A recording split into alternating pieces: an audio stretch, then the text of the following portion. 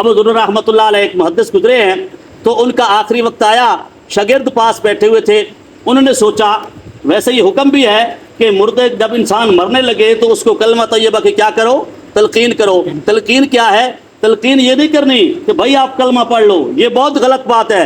ہو سکتا ہے اس کو موت کی تلخی ہوتی ہے، اس وقت سختی ہوتی ہے، اور اس وقت انسان سختی کی وجہ سے انکار ہی کر دے، آخری وقت میں انکار ہو گیا تو انسان کافر مرے گا۔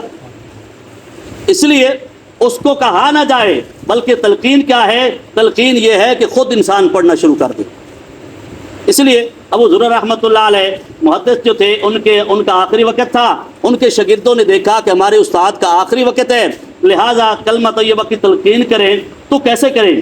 تو آپس میں مذاکرہ کرنے لگے جو یہ کلمے والی حدیث ہے نا، اس کی سند کیا ہے؟ ان فلاں وہ کہتا ان فلاں، یعنی فلاں سے روایت ہے، فلاں سے روایت ہے، چند حدیث انہوں نے روایتیں گنی۔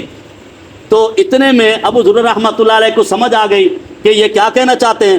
اس سے اگلی سند جو تھی انہوں نے خود پڑھنی شروع کر دی، اور پڑھتے پڑھتے کہتے ہیں ان فلاں گنتے گئے، آخر میں کہتے ہیں من آخر کلامہ لا الہ الا اللہ۔ جب انہوں نے لا الہ الا اللہ پڑھا تو ان کی روح پرواز کر گئی۔ نبی علیہ السلام نے فرمایا من آخر کلامہ لا الہ الا اللہ داخل الجنہ، جس بندے کا آخری کلام کیا ہو؟ لا الہ الا اللہ، تو وہ بندہ کہاں جاتا ہے؟ جنت میں جاتا ہے۔